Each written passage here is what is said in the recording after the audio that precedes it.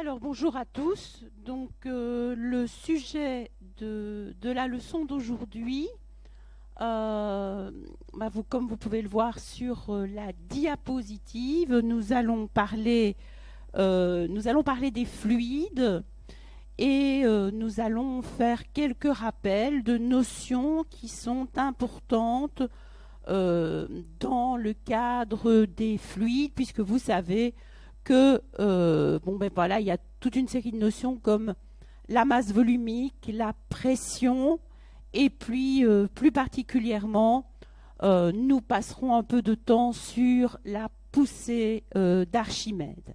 Alors, quand on parle de fluide,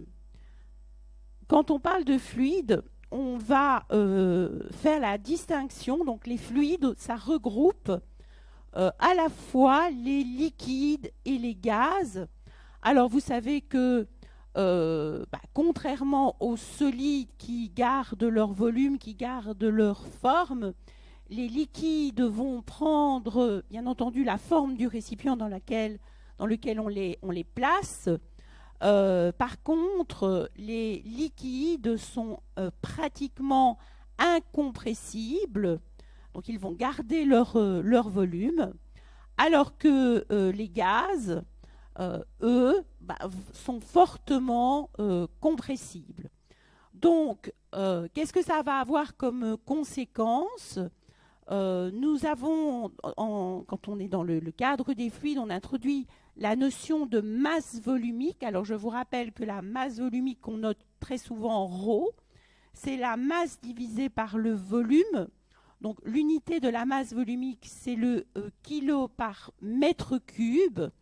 Et dans le cas donc, des liquides, puisque les liquides sont pratiquement incompressibles, la masse volumique est une constante, alors que dans le cas des gaz, qui eux sont fortement compressibles, la masse volumique n'est pas constante. Et ça va avoir des conséquences, notamment en hydrostatique. Ça va avoir des conséquences sur le traitement des fluides. Donc on va voir que certaines choses seront d'application pour les liquides et ne le seront pas pour les gaz.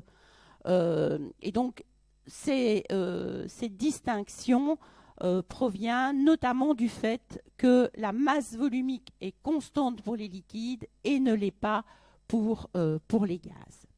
Alors, il y a une notion que vous connaissez, parce qu'on la voit très rapidement dans le secondaire, c'est la notion de pression. Donc, la notion de pression, lorsque des forces agissent sur une surface qui est étendue, leur action se répartit. Donc, vous voyez, ça c'est l'exemple typique du fakir.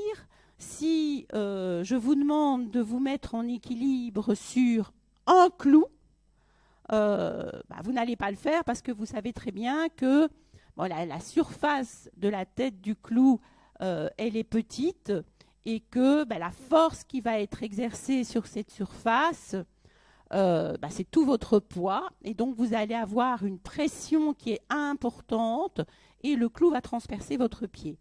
Par contre, si je vous demande de vous placer avec vos deux pieds sur une planche à clous, à ce moment-là, c'est possible. Pourquoi est-ce que c'est possible? Parce que c'est la même force, seulement la surface sur laquelle elle se répartit est plus grande et la pression est donc plus petite et les clous ne vont pas transpercer vos pieds.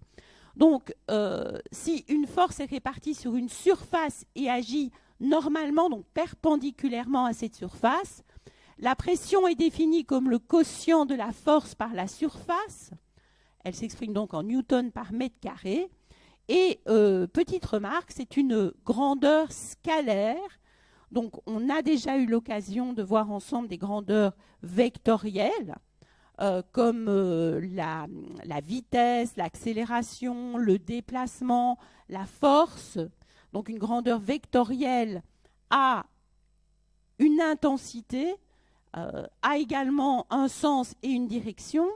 Ici, la pression, vous voyez que c'est la norme de la force divisée par la surface. Donc ici, la pression, c'est une grandeur scalaire, elle a une valeur, comme la température, mais elle n'a pas un sens et une direction, ce n'est pas un vecteur. Alors, les fluides peuvent être en mouvement ou ils peuvent être au repos, donc vous aurez l'occasion de voir dans la suite de vos études, d'étudier ces fluides en mouvement, et ça a tout son intérêt, l'hydrodynamique, notamment quand on va étudier le système sanguin, quand on va étudier le mouvement du sang à l'intérieur des vaisseaux sanguins. Ça, c'est une des applications, mais il y en a évidemment beaucoup d'autres. Donc, ils peuvent être en mouvement, mais ça sort, c'est de la nouvelle matière. Nous allons nous intéresser aux fluides qui peuvent être au repos, et donc on parle d'hydrostatique. Donc, en hydrostatique, nous allons être obligés de distinguer le comportement des liquides et des gaz. Comme je vous le disais tout à l'heure, les liquides ont une masse volumique constante, les gaz pas. Et donc, ça va avoir des conséquences en hydrostatique. Alors, là, si nous nous intéressons à la force exercée par un fluide au repos sur une surface rigide, donc vous voyez soit un solide qui est placé dans un liquide, ou vous voyez un gaz qui est placé dans un récipient, eh bien, la force qui est exercée est toujours perpendiculaire à la surface. Alors, on peut le démontrer, on peut faire une petite démonstration par l'absurde, on ne le fera pas dans le cadre de ces rappels, mais on peut le démontrer que cette force est toujours, quand le fluide est au repos, la force exercée par le fluide sur une surface rigide est toujours perpendiculaire à cette surface. Alors, comment va-t-on mesurer la pression, ou comment va-t-on mesurer plus précisément une différence de pression? Alors, l'appareil qui est utilisé pour mesurer une différence de pression, cet appareil, on appelle ça un manomètre. Alors, on va commencer par le principe de base de ce manomètre. Et pour bien mettre en évidence le principe de base du manomètre, le plus simple, c'est de prendre un manomètre, je vais dire, de démonstration de cours. Donc, la plupart du temps, dans les cours, on utilise un tube en U. Enfin, on peut utiliser autre chose, mais disons que ce manomètre-là est très, très visuel. Et dans ce tube en U, on va placer un liquide coloré. Lorsque le tube en U a les deux extrémités qui sont en contact avec l'air, donc vous savez que nous subissons, c'est comme si on était dans un grand bac d'air, donc nous sommes dans le fond d'un grand bac d'air, donc nous subissons la pression atmosphérique. Si les deux côtés du tube sont en contact avec l'air, des deux côtés il y a la même pression, et vous voyez que le niveau du liquide coloré dans les deux, c'est un tube en U, mais dans les deux côtés de ce tube en U, le niveau est identique. Alors, si un des côtés du tube est relié à quelque chose, à une enceinte qui est à une pression qui est plus élevée que la pression atmosphérique, que va-t-il se passer? On va voir apparaître, on peut le comprendre, d'un côté il y a une pression qui est plus importante que l'autre, et on va voir apparaître une dénivellation entre les deux niveaux de liquide dans le tube, à droite et à gauche, et la hauteur de la dénivellation, d'abord c'est visuellement, ça permet de mettre en évidence très rapidement la différence de pression, et puis en plus, la dénivellation va pouvoir être corrélée directement à la différence de pression par rapport à la pression atmosphérique. Alors, juste pour vous le signaler, la différence de pression par rapport à la pression atmosphérique, c'est ce qu'on appelle la pression manométrique ou la pression de jauge. Donc ça, c'est vraiment l'appareil qui permet de visualiser très rapidement une différence de pression, mais vous devez savoir que sur la plupart des appareils, vous allez plutôt trouver ce type de manomètres qui permettent donc de mesurer la pression. Alors dans le système international, la pression se mesure en pascal, mais on peut encore trouver des manomètres qui expriment la pression en bar. Alors, si nous nous intéressons plus particulièrement à la pression au sein d'un fluide, donc nous allons regarder ici une petite expérience. Vous voyez, là, j'ai choisi de me placer dans un liquide, pas dans un gaz. Je vous ai dit qu'on allait devoir les traiter un peu différemment. Et vous voyez, on a ce fameux manomètre avec le liquide coloré rouge et la sonde qui est juste une surface plastifiée sur laquelle on peut exercer une certaine pression. Et donc, vous voyez que lorsque je descends la sonde, lorsque on descend la sonde dans le bac d'eau, eh bien, on voit une dénivellation qui apparaît. Donc, au départ, alors là, vous voyez, on tourne la sonde et on voit bien qu'en tournant la sonde, le niveau dans le manomètre reste identique. Il y a une toute petite oscillation qui est due au mouvement de l'eau due à la sonde, mais là, on va remettre cette vidéo encore une fois. Je pense que c'est utile parce qu'on va pouvoir l'exploiter vraiment bien. Donc, ce tube en U, que vous voyez avec un liquide coloré à l'intérieur, qui a un certain niveau quand on est à l'extérieur de l'eau. Et vous voyez qu'à chaque fois qu'on appuie sur la sonde, si on exerce une pression, on voit une dénivellation apparaître. Donc, première constatation, là on est à pression atmosphérique. Nous voyons qu'en descendant dans le liquide, la pression augmente. Et en effet, si on remonte, elle diminue. Si on descend, elle réaugmente. Donc, quand on est dans l'eau, on subit à la fois la pression atmosphérique plus une pression supplémentaire. Plus on est profond, plus la pression est importante. Ça, c'est une première constatation. Et deuxième constatation, la pression est bien une grandeur scalaire. Elle a une valeur, pas un sens, pas une direction.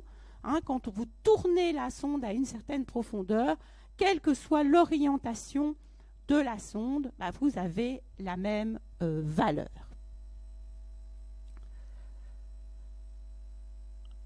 Alors, je pense qu'on l'a 2 fois, donc on va peut-être pas la regarder 3 fois. Voilà. Donc, la pression, l'expérience nous montre bien que la pression est une grandeur scalaire et visiblement au sein du liquide, nous l'avons vu, plus on va descendre en profondeur et plus la pression augmente. Ça peut avoir des conséquences lorsque vous faites par exemple de la plongée sous-marine. Ça peut aussi avoir des conséquences lorsque un sous-marin descend. Plus il va descendre profondément et plus la pression qui va être exercée sur lui est importante. Donc ça, c'est une constatation. Et puis, nous avons vu aussi, donc, qu'en tournant la sonde, on a tout le temps la même valeur. Donc, ça veut dire que la pression est bien une grandeur scalaire et pas une grandeur vectorielle. L'unité, donc le newton par mètre carré, c'est ce qu'on a appelé le pascal. Et nous vivons dans un grand bac d'air. Nous sommes soumis à la pression atmosphérique qui est égale à 1,013 fois 10 exposant 5 pascal. Et évidemment, lorsque on va monter en altitude, c'est comme si vous étiez dans un grand bac d'air. Quand vous changez d'altitude, vous allez évidemment avoir des modifications de pression qui vont être constatées.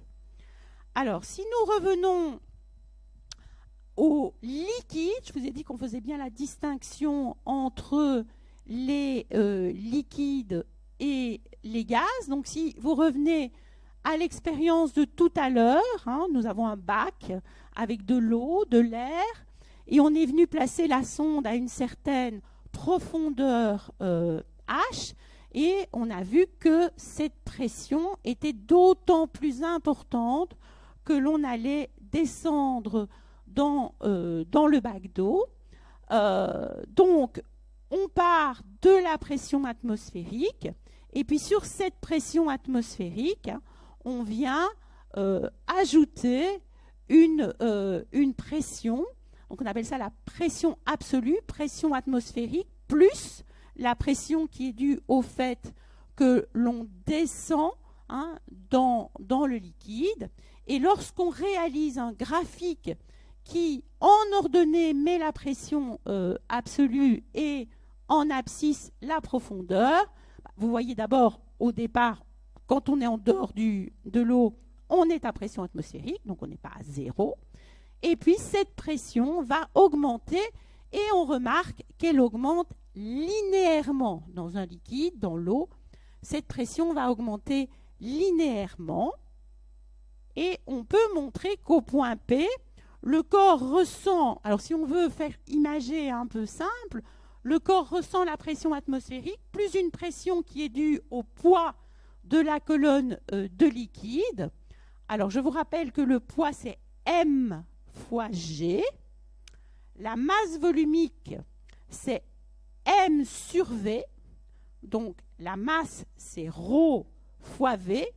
Donc le poids c'est ρ VG. D'accord ? Donc, ça, ce sera le poids de la colonne de liquide. Et si je m'intéresse à la pression, je dois diviser par la surface. Et nous voyons dans ces conditions-là que le volume de liquide, si vous divisez par la surface, vous obtenez la hauteur de liquide. Et donc, vous obtenez l'expression ρ liquide H fois G. Et donc, la pression à une certaine profondeur est égale à quoi? Elle est égale à la pression atmosphérique plus ρ du liquide H fois G. Et vous voyez bien que nous retrouvons l'équation qui correspond à la courbe expérimentale. Si vous êtes à une profondeur 0, la pression égale la pression atmosphérique. Et plus vous allez descendre en profondeur, plus H va augmenter et plus votre pression va augmenter. Et il s'agit bien d'une relation qui est une relation linéaire. Alors, je vous l'ai dit, on ne peut pas appliquer ça au gaz. Là, je ne rentrerai pas dans les détails de la forme de cette courbe, mais attention, dans les gaz, dû au fait que la masse volumique du gaz n'est pas constante, eh bien, lorsque vous allez avoir une variation en altitude, donc vous voyez que là, on a représenté la pression atmosphérique en fonction de l'altitude. On voit que plus on monte, plus on va avoir une pression qui diminue. Mais là, vous observez bien que la dépendance n'est pas linéaire. En réalité, elle est exponentielle. Donc, je ne rentre pas dans les détails, juste pour vous le signaler et vous dire que c'est lié au fait que les gaz n'ont pas une masse volumique qui est une masse volumique constante.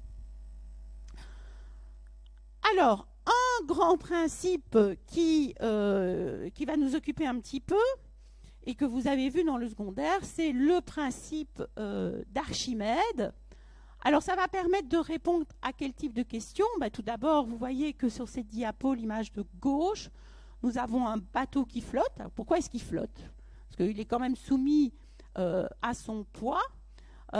Et certains objets, vont flotter, d'autres vont couler.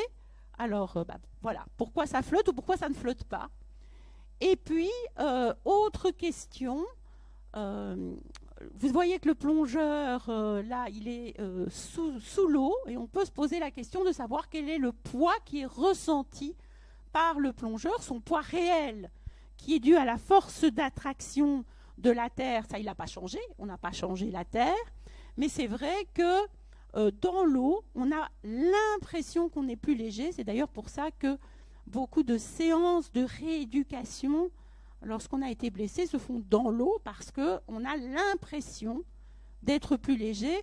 Alors en physique, on traduit cela en disant on a un poids apparent qui est plus petit que le poids réel. Et donc on va essayer un petit peu de comprendre pourquoi. Alors pour ce faire, on va partir, on va essayer de faire un petit raisonnement par la pensée.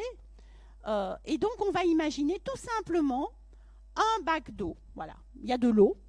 Et on va faire un effort de pensée. On va essayer d'isoler dans ce bac d'eau un volume V de liquide donné. Donc, il y a de l'eau partout. Mais vous imaginez, vous isolez par la pensée un petit volume V d'eau à l'intérieur de ce grand bac d'eau, dont la masse volumique, je vais la noter, donc la masse volumique de ce liquide, je vais la noter ρ0. Donc je vous rappelle que c'est la masse divisée par le volume. Alors si je réfléchis, je suis d'accord avec vous que c'est un peu abstrait, mais je pense qu'on peut le faire relativement facilement. Si j'imagine un petit peu, si je me concentre sur ce petit volume de liquide, vous êtes d'accord qu'on est en hydrostatique. Hydrostatique, ça veut dire que le liquide est au repos. S'il est au repos, tous ses constituants sont au repos, donc le petit volume de liquide l'est également. Pour être au repos, rappelez-vous votre mécanique, et notamment les lois de Newton. Pour être au repos, il faut que la somme des forces qui agissent sur l'objet soit égale à 0. Alors, quelles sont les forces qui agissent sur l'objet? Sur le petit volume de liquide, il y a son poids, que j'ai noté W0. À nouveau, je vous rappelle, le poids, c'est la masse fois G. La masse, c'est la masse volumique fois le volume. Masse volumique, c'est M sur V, donc la masse, c'est ρ0 fois V. Et donc, si je remplace la masse par ρ0 fois V, le poids de ce petit volume de liquide, c'est ρ0 Vg. Et ça, c'est une force qui est dirigée vers le bas. C'est la force de pesanteur. Si ce petit volume ne bouge pas, ça veut dire que la somme des forces agissant sur ce petit volume est égale à 0. Donc, il y a une force qui est dirigée vers le haut et qui est juste égale à W0. Eh bien, cette force, elle est exercée par le restant du fluide pour maintenir l'élément au repos. Et cette force, c'est ce qu'on appelle la poussée d'Archimède. Et moi, je l'ai noté B. Donc, ça, bon, on vous l'a peut-être noté P ou FP. Moi, je l'ai noté B. Donc, cette poussée d'Archimède qui est la force exercée par le restant du fluide et qui est dirigée vers le haut. Et donc, elle est égale à quoi? Elle est égale au poids du volume de fluide V. Elle est donc égale à ρ0 Vg, au poids du volume de fluide. Alors, il faut imaginer que si à la place de ce volume de fluide, cette portion de fluide que j'ai isolée par la pensée, j'étais venu mettre un volume équivalent, mais dans une autre matière, le fluide, il ne sait pas qu'à cet endroit-là, il y a du liquide comme lui ou qu'il y a un autre objet. Donc, cette poussée d'Archimède, elle sera égale à ρ0 Vg. Alors, si je résume ce qu'on vient de dire, lorsqu'un corps est plongé dans un liquide, il subit une force appelée poussée d'Archimède qui est dirigée vers le haut et qui est égale en grandeur au poids du volume de fluide déplacé. Alors, ce résultat ne dépend pas de la forme du corps et un corps immergé paraît plus léger que dans l'air, même si son poids réel reste le même. Donc ça, faites attention, ne vous laissez pas piéger. Le poids, il ne change pas. Le poids, il est dû à l'interaction avec la Terre, c'est la force d'attraction gravifique. Le poids ne change pas, mais comme il y a une force qui est exercée lorsque vous placez un objet dans un liquide, il y a une force qui est exercée par le liquide, et cette force, c'est la poussée d'Archimède qui est dirigée vers le haut. Globalement, la force résultante que vous ressentez, cette force résultante, elle est plus petite que votre poids. Donc, vous avez une sensation de poids, vous avez un poids apparent qui est plus petit. Alors, on peut réfléchir à ça en faisant l'exemple suivant. Donc, vous avez ici un objet qui est attaché à une corde. Alors, on pourrait imaginer qu'il est attaché à un dynamomètre, comme ça on pourrait directement mesurer la force résultante. Et donc, voilà, c'est un objet qui est dans un matériau donné, de masse volumique donnée. Il a un volume V, et si on ne le plongeait pas dans le liquide, imaginez donc cet objet à l'air. Il y a le poids mg, qui est une force qui est dirigée vers le bas, et il y a la tension dans la corde, qui est une force qui est dirigée vers le haut. Et si on est à l'équilibre, la tension dans la corde est égale au poids de l'objet. D'accord ? Si maintenant, je viens placer cet objet à une certaine profondeur dans un bac d'eau, est-ce que la tension dans la corde va rester identique? Alors, on va un petit peu réfléchir à ça. Quelles sont les forces qui vont être exercées sur l'objet? On va avoir le poids de l'objet, W. On va avoir la tension dans la corde. Et attention, nous sommes dans un liquide. Donc, il va y avoir également la poussée d'Archimède. Et puisqu'on est au repos, la somme T plus B plus W égale 0. Alors, attention ici, à nouveau, j'en profite pour vous faire remarquer que là, nous avons une somme vectorielle. Donc, c'est pour ça qu'il y a des plus. C'est le vecteur T plus le vecteur B plus le vecteur W qui donne le vecteur nul. J'aurais dû mettre une petite flèche au-dessus du 0. Si je devais maintenant projeter ces forces sur un axe vertical dirigé par exemple vers le haut, si je projetais ces forces sur un axe dirigé vers le haut, j'aurais comme projection pour T et pour B une composante positive, T plus B, mais W étant dirigé dans le sens contraire de l'axe, j'aurais moins W. Donc les projections me donneraient T plus B moins W égale 0.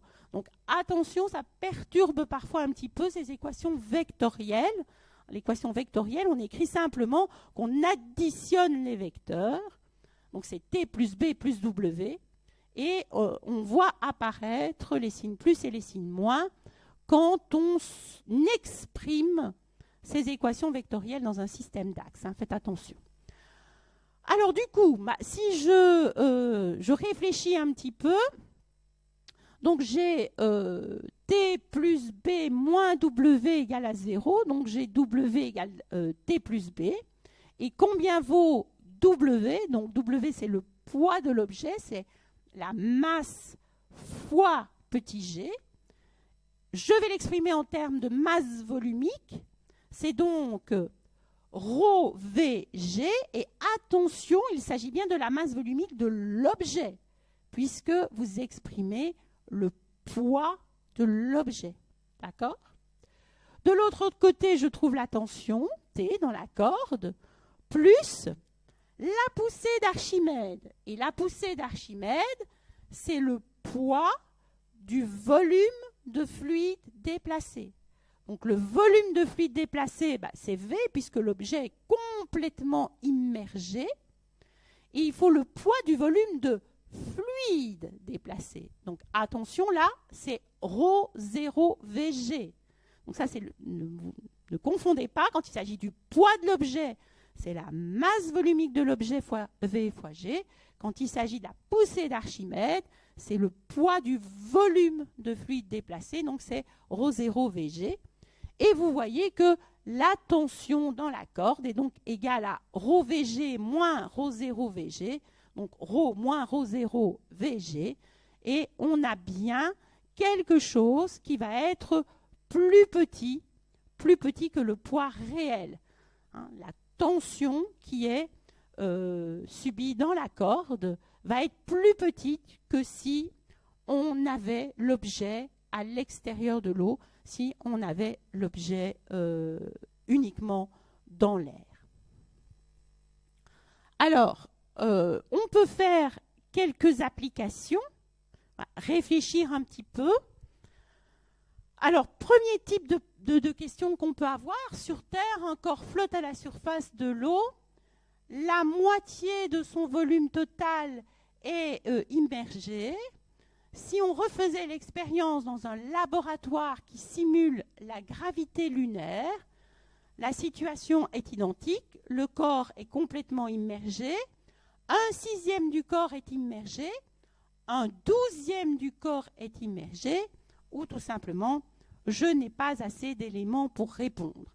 Alors, à nouveau, moi, ce que je vous propose, c'est de mettre en pause l'enregistrement et de réfléchir un peu par vous-même à comment répondre à cette question.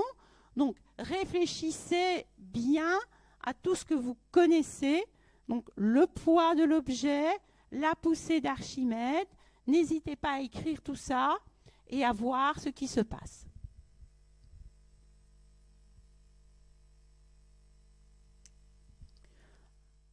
Voilà, alors, pour ceux qui ont essayé, vous avez peut-être eu l'impression qu'il n'y avait pas assez d'éléments pour répondre, ou bien vous vous êtes dit, je ne vois pas comment je dois me lancer dans ce type d'exercice.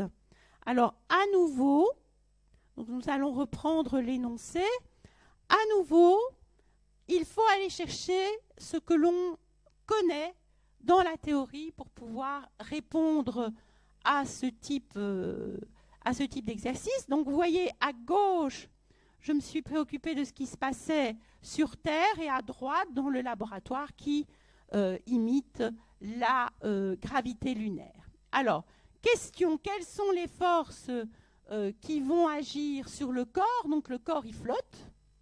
Donc, déjà, ça, c'est une bonne chose. Si le corps flotte, ça veut dire qu'il ne coule pas, ça veut dire qu'il est au repos. Donc, s'il est au repos, je vais chercher dans mes lois de Newton et je sais que ça veut dire que la somme des forces qui agissent sur lui est égale à 0. Alors, quelles sont les forces? Réfléchissons. Il est soumis, on est sur Terre, donc il est soumis à la force d'attraction gravifique de la Terre, et nous sommes à la surface de l'eau, donc il est dans l'eau, il a une partie de son volume qui est immergée, donc il subit la poussée d'Archimède.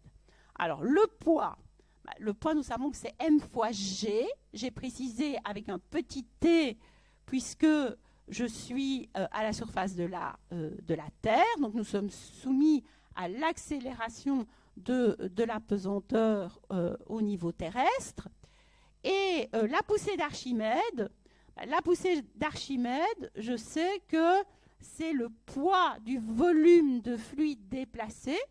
Donc, le poids du volume de fluide déplacé, c'est ρ, ρ étant la masse volumique du fluide, multiplié par le volume immergé, puisque c'est le poids du volume de fluide déplacé, donc c'est pas le volume total, vous pouvez faire un petit dessin, c'est la partie du volume qui se trouve sous l'eau, donc le volume immergé, multiplié par GT.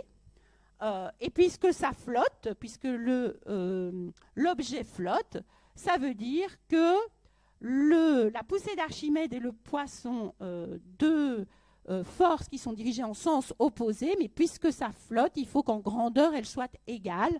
Donc, ρ V immergé GT est égal à m GT, vous voyez que les GT se suppriment, et donc le volume immergé est égal à m sur ρ. Si maintenant je fais le même raisonnement, mais dans le laboratoire qui simule la gravité lunaire, les forces, on a toujours le poids, mais attention ici, le poids entre guillemets sur la Lune, donc c'est m fois gl, nous sommes on simule la gravité lunaire, et la poussée d'Archimède, donc ρ, on n'a pas changé de liquide. Alors j'ai mis V' immergé, puisque la question c'est est-ce que le volume immergé change, fois GL. Donc ça c'est le poids du volume de fluide déplacé, à nouveau GL, puisque je suis dans un laboratoire qui simule la gravité lunaire. L'objet flotte, donc les deux forces sont égales en grandeur mais opposées en sens. Donc j'ai écrit que ρ V' immergé GL égale mGL. Et vous voyez que les GL se suppriment. Donc le volume immergé est égal à m sur ρ. Et donc, eh bien, pour répondre à la question de tout à l'heure, si nous revenons aux propositions, la situation est identique. Le volume immergé ne va pas changer. Donc vous voyez que vous n'avez pas pu tout d'un coup sortir la réponse comme ça. Hein, on ne peut pas la deviner. Il faut faire appel à ses connaissances, se souvenir de l'expression du poids d'un objet et se souvenir de l'expression de la poussée d'Archimède. Et puis on fait un petit développement. Il n'y a pas de chiffre, c'est pas grave, mais on voit qu'il faut y croire, quoi. Dans le développement, on va obtenir la réponse finale qui est que tout compte fait, le volume est identique. Alors nous avions également à résoudre ensemble l'exemple du bateau.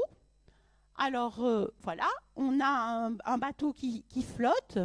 Vous voyez que sur le dessin, on a bien assuré le volume de fluide,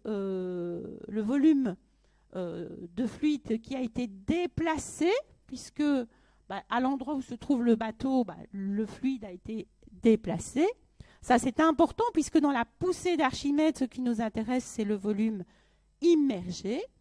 Et donc, à nouveau, puisque le bateau flotte, pour qu'il flotte, il faut que la somme des forces agissant sur lui soit égale à 0. Alors, vers le bas, nous avons la force de pesanteur qui vaut m fois g. Et je vous rappelle, puisque la masse volumique, c'est la masse divisée par le volume, la masse, c'est ρ fois v. Attention ici, et c'est là qu'il ne faut pas se tromper, je cherche le poids. Donc, j'ai besoin de la masse volumique de l'objet et j'ai besoin de son volume total. Ça, c'est vraiment quelque chose qu'il ne faut pas oublier. Dans la poussée d'Archimède, c'est le volume immergé, mais dans le poids de l'objet, c'est la masse volumique de l'objet et son volume total.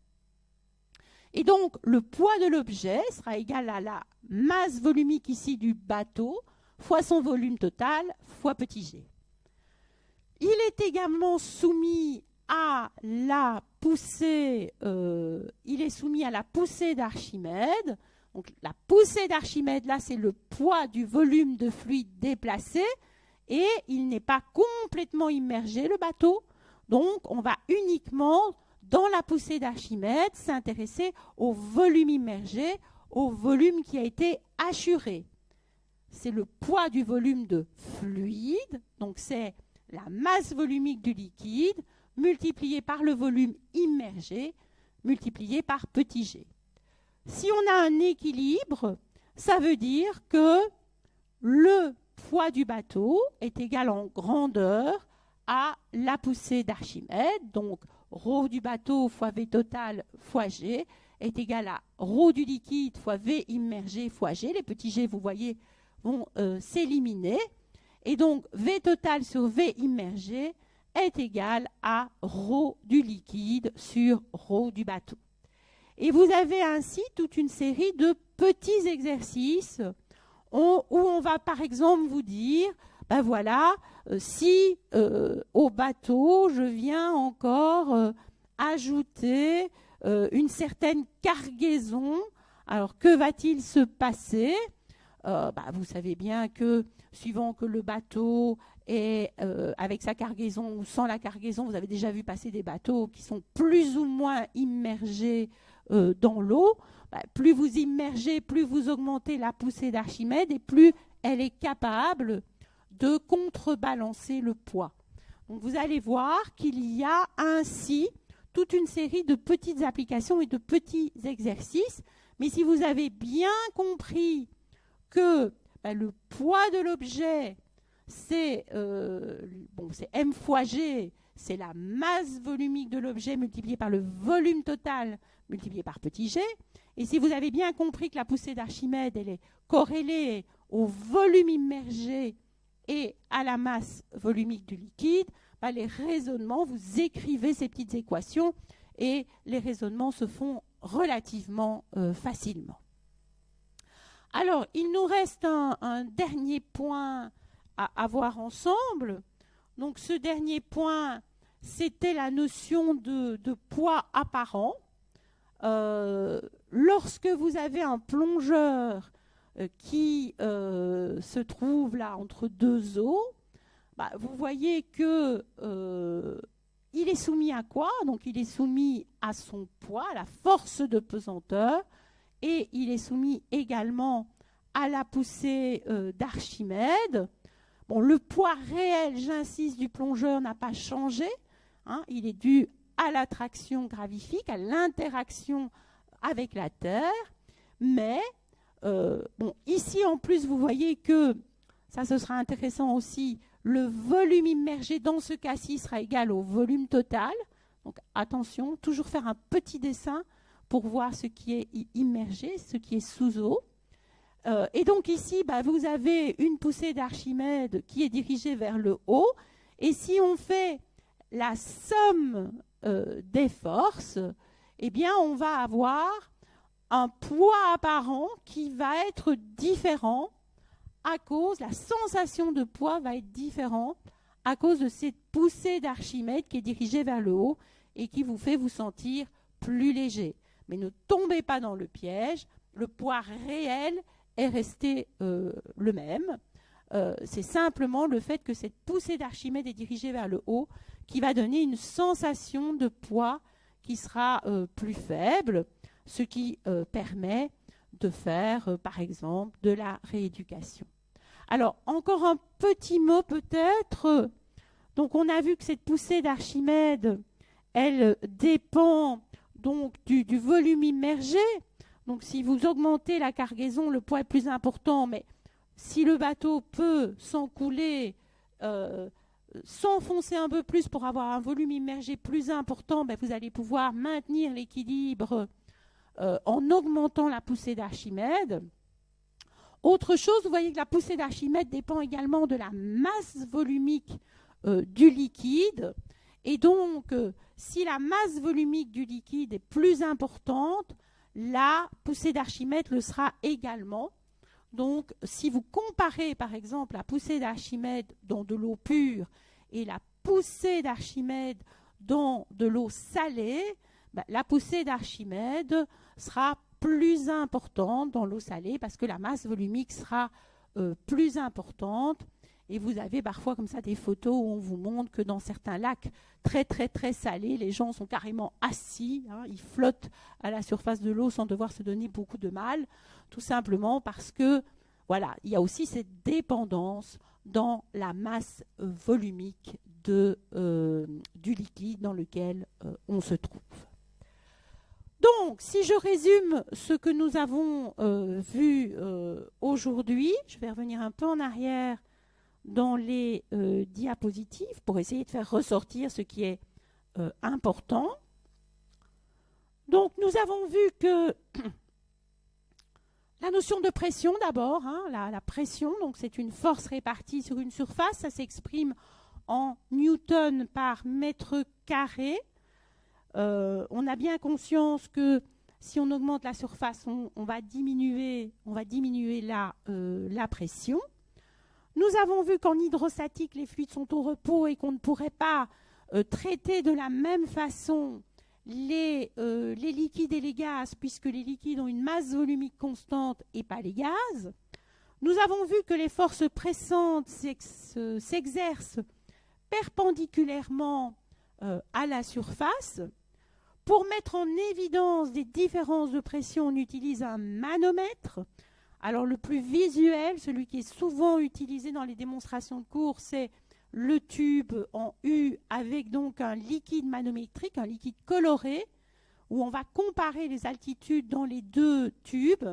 Si on est à la même altitude, la pression est la même aux deux extrémités du tube. S'il y a une dénivellation, c'est qu'un des côtés est soumis à une pression qui est plus importante, sachant que les manomètres modernes ressemblent plutôt à ça. L'unité de pression, c'est le pascal. Il y a d'autres unités, mais dans le système international, l'unité, c'est le pascal et la pression atmosphérique est de l'ordre de 10 exposant 5 pascal. Nous avons vu également, et ça c'est important, que plus dans un liquide, cette fois-ci, on va descendre en profondeur et plus la pression va augmenter, et qu'il y a, donc au départ on part de la pression atmosphérique et puis il y a cette augmentation de la pression et la dépendance est linéaire.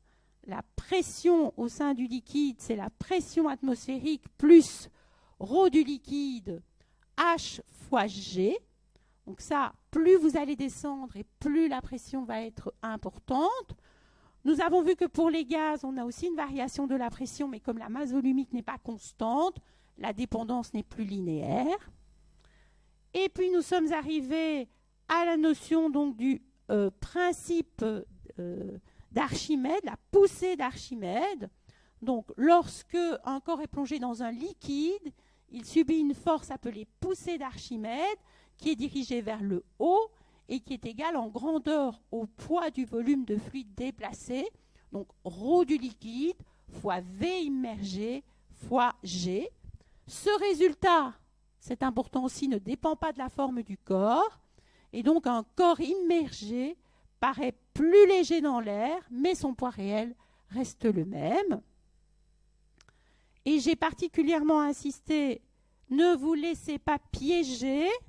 Donc la poussée d'Archimède, c'est ρ du liquide fois le volume immergé sous eau fois G.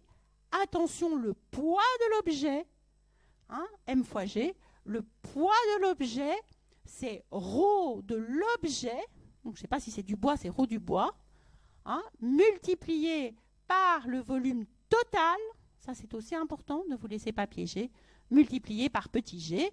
Et quand on flotte, quand on est au repos, on n'oublie pas les lois de Newton, la somme des forces agissant sur l'objet est égale à 0.